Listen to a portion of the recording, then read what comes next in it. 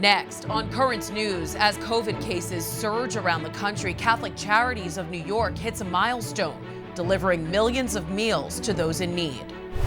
To mask or not to mask? That's the question after confusing new CDC guidance as health experts worry about what's next. We have the Delta variant now, and then behind it, the Lambda variant. Bishops are sounding the alarm after a new pro-abortion bill passes in the House. Could your tax dollars soon be funding abortions here and abroad? Plus, a NYCHA nightmare in the city and the priests who are helping residents deal with deplorable living conditions. The news starts right now.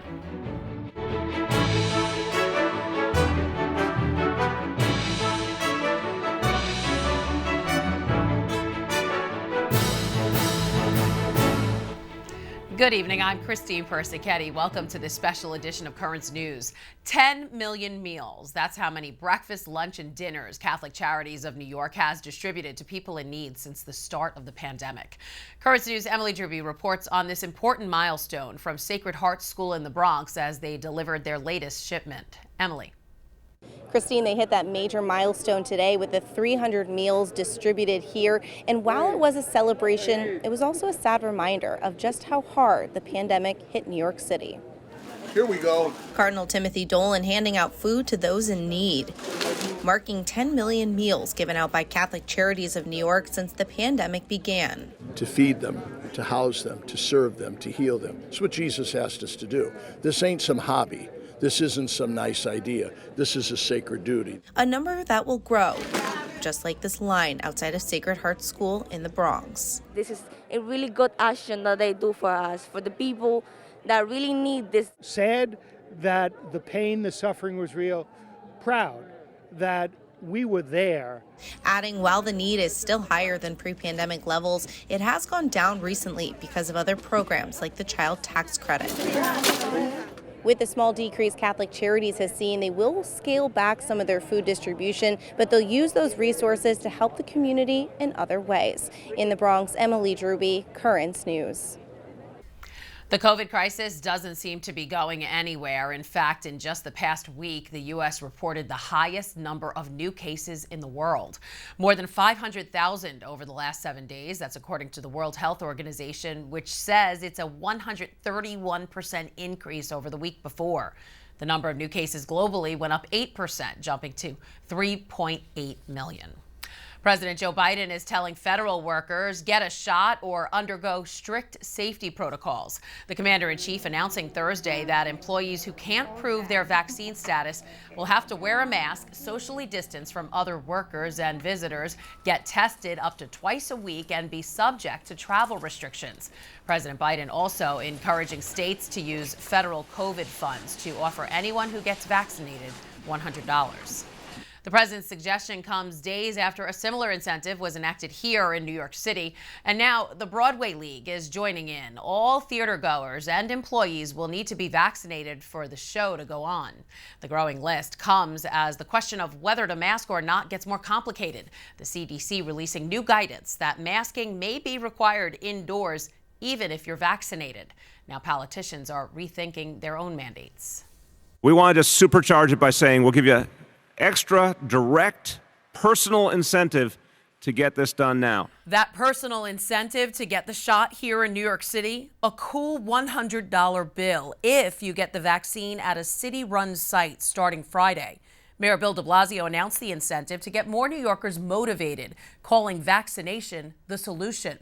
And a day after he announced all city workers have to either get the shot or get tested weekly, Governor Andrew Cuomo issued his own mandate. All patient-facing healthcare workers must get vaccinated.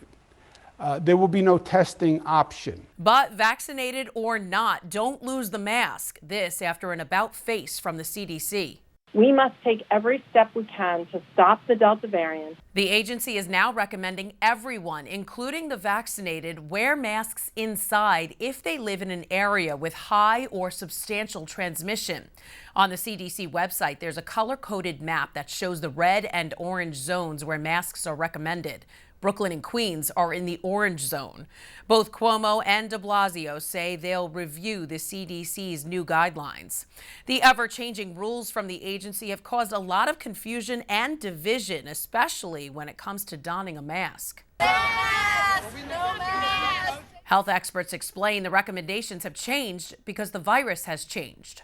We have the Delta variant now, and then behind it, the Lambda variant, and it will likely be here in the not too distant future. According to the latest information from the CDC, the Delta variant is more contagious than any other variants, comparing its transmissibility to the chickenpox. Up on Capitol Hill, a funding bill is moving forward after the House passed the legislation without protections for the unborn. The State Department bill, one of several spending bills lawmakers are considering, did not include pro-life riders like the Mexico City policy or the Hyde Amendment that prohibit public money for abortions. The vote largely passed along party lines. The bill will now move to the Senate, where those provisions could be restored. U.S. bishops are calling it the most extreme pro-abortion bill they have ever seen. Cardinal Timothy Dolan, chairman of the USCCB's Committee on Religious Freedom, and Archbishop Joseph Naumann, head of the Pro-Life Committee, issued this statement in response. Funding the destruction of innocent unborn human lives and forcing people to kill in violation of consciences are grave abuses of human rights. We call on the Senate to redress this evil. President Biden's current spending bill also stripped out protections. Brooklyn Bishop Nicholas DiMarzio has written a letter to the faithful urging them to reach out to lawmakers. Legislators do look to their constituents. They like to know what the people think. What are the people that are in your district, what do they feel? So that's why it's important that we register our complaint and our disapproval so that we get their attention. There's an absolute prohibition with the Hyde Amendment that these bills can't even be introduced because taxpayer money cannot be used to fund abortions. But once that's gone, then the spigot is open and they could have all kinds of bills that will expand the pro-abortion lobby. Because the Hyde Amendment is not a permanent law, it must be re-upped every year with various spending bills. Without it, abortions across the country could significantly increase and you would be footing the bill. For more information and to join a petition to make your voice heard, go to notaxpayerabortion.com. Also moving forward, the president's $1 trillion infrastructure bill after a Senate vote on Wednesday. The bipartisan legislation passed with 67 votes, getting the okay from all 50 Democrats and 17 Republicans. Negotiations over the bill appeared on the brink of collapse until Senate Republicans reached a deal with the White House on the major issues of the legislation. President Biden and almost a dozen congressional Democrats were brainstorming Thursday night on how to secure a path to citizenship for DACA recipients. The Deferred Action for Childhood Arrivals program delays the deportation of undocumented immigrants who were brought to the U.S. as kids, known as Dreamers. Over a week ago, a federal judge ruled that DACA is illegal and ordered the administration to end new applications. As attempted crossings at the southern border continue to surge, Vice President Kamala Harris released a sweeping strategy Thursday in hopes of addressing the root causes of migration. With a focus on Central America, the five-pronged approach aims to tackle issues of economic insecurity, political corruption, gang violence, and human trafficking, as well as promoting respect for human rights. This comes after the Biden administration drafted a 21-point plan to speed up the asylum approval and deportation process. Meanwhile, President Biden is focusing efforts on the country's public housing crisis, proposing a plan that would pour $40 billion into affordable housing projects throughout the U.S. But top New York Democrats want to double that number. Senate Majority Leader Chuck Schumer and Representative Nydia Velázquez say $80 billion is needed to address the mold, old roofs, leaky pipes, and other conditions. NYCHA alone is estimated to have more than $40 billion in outstanding capital needs. More than 40,000 people live in apartments run by the New York City Housing Authority. The units have long been plagued by mold, cracks, failing elevators, and boilers. The question they're asking now, can the next mayor, whoever he is, save NYCHA? Currents News' Jessica Easthope got an exclusive look inside a NYCHA nightmare unfolding on the Lower East Side. It's been a year and a half since I had a sink or cabinets. You heard that right. This NYCHA resident who doesn't want to show her face hasn't had cabinets or a sink in nearly 600 days. It's been stressful. I already deal with depression, anxiety, and it's just like an overload on top of that. What am I supposed to do? Where to put your pots and pans? They're in the garbage bag. A leak on the floor above hers in the Gompers' houses on the Lower East Side forced maintenance to rip everything out. And the not-so-temporary slop sink they gave her just adds to the problem. This happened just days after her gas was restored. That was out for over a year. NYCHA's solution, a hot plate she was forced to use to make food for her 2 children. One is in a wheelchair. I want to put in for a transfer, but I need to be close to his hospitals, and I don't know where they'll send me. It's a struggle every day. You know, what can you do? She pays $1,200 a month for this space, despite the roach infestation. And she's not the only one with complaints. These are life issues, and these are, like you say, quality of life, but it is life. Fix her apartment, but Father Tom McNamara works with hundreds of residents, and he says the neglect is out of control. According to a report from Citizens Budget Commission, within 10 years, 90% of NYCHA housing will have deteriorated to an extent that it wouldn't be cost effective to repair them.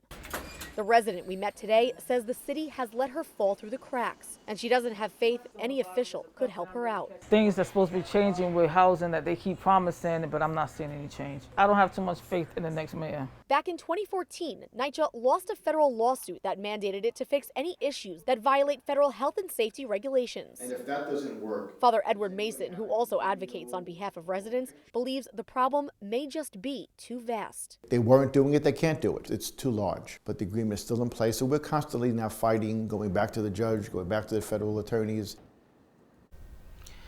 Jessica Easthope will return on Monday's edition of Currents News for an update on that NYCHA resident and the city's suddenly speedy response to her issues. Again, that's Monday on Currents News. There's a lot more news headed your way. The investigation continues. A Queens parish asking for mercy after their church was vandalized. Plus, it's a new age in evangelization, how St. Joseph's Seminary can help you master an online degree. And U.S. athletes are raking in the gold in Tokyo, but can they keep up the momentum? Those stories and more when we return. There are now some big changes to the tablet website. You can get personalized access to the Catholic news you value. Sign up for free at thetablet.org.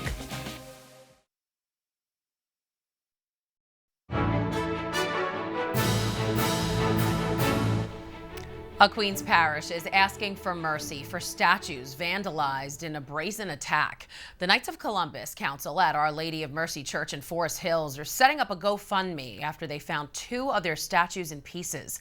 We spoke with Deacon Dean Dobbins from Our Lady of Mercy, who talks about where the money will go and how it will help. Replace the statues, put some enhanced security. Basically what's going to happen is there are going to be cameras over the statue. So God forbid it ever happen again, we'll get face shots now. We're very grateful, and personally I'm very grateful to the Knights, to the Academy, to all the parishioners of my parish and the surrounding parishes that are helping us. You can donate to the statues by searching for Help OLM Replace Vandalized Statues of Mary on GoFundMe.com. 2 suspects are in custody for the brutal beatdown of an off-duty firefighter in Queens. The 2 boys, ages 14 and 15, were turned over by their parents and are being charged with gang assault. A 3rd suspect is still on the loose. The incident happened a week ago when the off-duty firefighter was walking his dog near his home in Middle Village. He approached a group of teenagers who were setting off fireworks, and the confrontation quickly grew vicious. Both suspects, considered the instigators in the attack, will be heading to family court because of their age.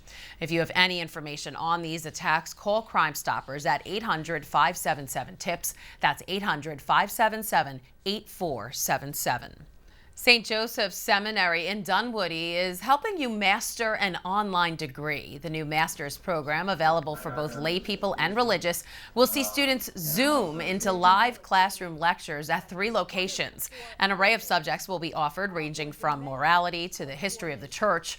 Seminary staff say it's what New Age evangelization looks like. People want to learn more about the faith, and what this enables them to do is to do so in a very convenient way and within the context of the entire representation of the entire church. We've been able to broaden our audience and teach on a larger stage, and to me that is so great. Applications are being accepted through September 7th. You can apply online at dunwoody.edu. A family in Australia hit the trifecta when it comes to vocations. 3 out of 9 siblings entered religious life, and as they've grown closer to God, they've grown closer to each other, proving the family that prays together stays together. We were raised in a Catholic family and had a very strong, beautiful upbringing, and Mum and Dad used to pray for vocations to come from our family as well. And their parents' prayers were answered. First, when Rosie Drum decided to become a sister with the Missionaries of God's Love. Then, big brother Steve started thinking about a vocation, even after he says he drifted away from the faith. When I was away from the faith, I was pretty badly away from it in a certain extent. I was a bit wild and a bit lost at that time. World Youth Day in Germany helped him find his faith again and put him on the path to priesthood. Everything changed in my life. I wanted to get to know God more. In that moment, I actually felt like God really wanted me to give my whole life to him. It was their other brother, Dan's decision to enter the seminary that surprised everyone. The first inkling I knew was him calling and saying, "Oh, you know about Steve going into the seminary? Yeah, I'm going with him." And I went, "Oh, okay. He's thinking about becoming a priest, right?" Dan says while he holds his cards close to his chest, he had been thinking about it for a while when he came to a realization. This is where I'm getting the most joy out of my life. This is what I'm really loving doing. It's like, why not give my whole life to God? So, in May of this year, Dan and Steve became Father Dan and Father Steve, members of the Verbum Dei missionary fraternity. And the 3 Drum siblings became known as the Holy Trinity to friends and family, on the same mission, moving forward together. The natural bond there has just been strengthened by 158%. It just gets stronger as we move closer to where God's calling us to. Can't wait till it's heaven. It'll be great. The Drum siblings say they hope sharing their story inspires other young people to think about religious life. The Vatican has released its official image for the 10th World Meeting of Families taking place in Rome next June. The painting, called "This Mystery is Great" by artist and theologian Father Marco Rupnik, shows St. Paul pouring wine with the wedding of Cana in the background. The image symbolizes the foundation of man and woman in marriage. Archaeologists have discovered yet another ancient artifact in the heart of the Eternal City. The rare stone was a marker delineating the edge of Rome's city limits and has both civic and symbolic meaning. Claudia Torres has more from Rome. If you're looking for ancient Roman artifacts, the sewers might be just the place to start. This cipus, or border stone from the time of ancient Roman Emperor Claudius, was uncovered in Piazza Augusto Imperatore in Rome during works to upgrade the area's sewer system.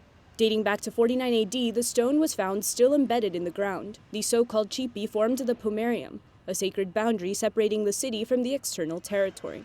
The inscription identifies Emperor Claudius and his numerous titles, including Pontiff of State Religions, Supreme Military Commander, and Father of the Country.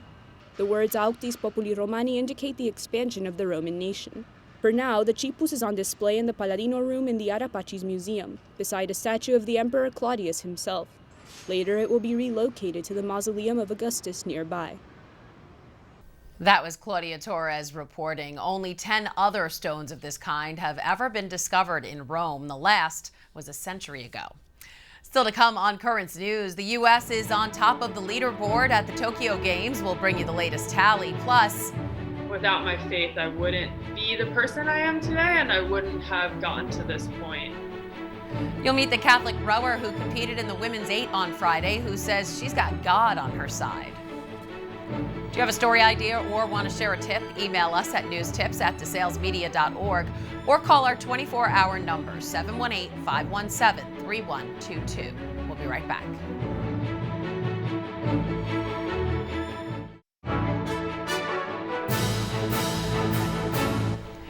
We are in the thick of the Tokyo 2020 Olympics, and Team USA is already adding to its extensive collection of medals. So far, U.S. athletes have raked in 14 gold, 16 silver, and 11 bronze medals, bringing this year's total to 41. An amazing achievement as the country steps closer to 3,000 Olympic medals in all. And fighting for the gold, Catholic Olympian Sue Bird, together with the U.S. women's basketball team, have shut out Nigeria and Japan in the first two preliminary rounds. Bird went to Christ the King High School in Middle Village, Queens, where she helped the school go undefeated and win a state championship. On Monday, the U.S. women's team will take on France in the final preliminary round. But sadly, Long Island native Christine O'Brien and the U.S. women's 8 rowing team fell short of earning an Olympic medal. The team, hoping to win its 4th straight gold medal, instead finished 4th in the finals. Canada took the gold, New Zealand the silver, and China the bronze. Christine had been waiting for her shot at gold for a long time. She believes it was only through the grace of God that she was finally able to compete in this year's games. Jessica Easthope has her story from Long Island. There's a quiet fierceness to Christine O'Brien. The water is still, but her heart races. You're pretty much on a full-out sprint. It's very intense, but yeah, it's really awesome when you're in a rhythm with 7 other women. There's honestly nothing like it. Her aim in the boat, go fast. But when she walks out as part of Team USA at the Tokyo Olympics, she'll want to slow down and live in that moment as long as she can. The dream come true. I've trained a long time for this. Growing up in Massapequa Park, Long Island, Christine learned how to row at St. John the Baptist Diocesan High School. Since then, her rowing career has had setbacks and successes. Gold medals, championship titles, serious injuries, and being cut from the 2016 Olympic team. But through it all, her Catholic faith empowered her to stay the course. Maybe I had more in the tank, and I had faith through all of that. I thank God for everything. But long before she ever stepped foot in a boat, Christine was part of a different team. My mom worked 5+ jobs and to give us a good life. While she worked, my grandma took care of us, and it was kind of like a team effort. Christine and her twin sister came to the U.S. at 2 years old from Ireland. She doesn't have an accent, but what she does have is a strong sense of family and faith, thanks to her Irish roots and her grandmother Nancy, who stays close to her heart. She would just be so proud. I pray to my grandma a lot because I know she'll take care of me and she's watching over me. Right before Christine steps into the boat, she'll do what she always does, say a Hail Mary. She's worked tirelessly toward her goals, but the rest is in God's hands. Jessica Easthope, Currents News. Still quite an accomplishment. And that is it of this special edition of Currents News. I'm Christine Persichetti. On Monday, Currents News will again air an abbreviated newscast during its regularly scheduled time slots, giving us time to move to our new studio. Remember, you can always stay connected with us by visiting our website, currentsny.tv. Thank you for joining us, because we are putting your faith in the news. We leave you tonight with some of the most stunning images of Team USA this week, making the country proud during the Tokyo 2020 Olympics. Hope to see you again next time.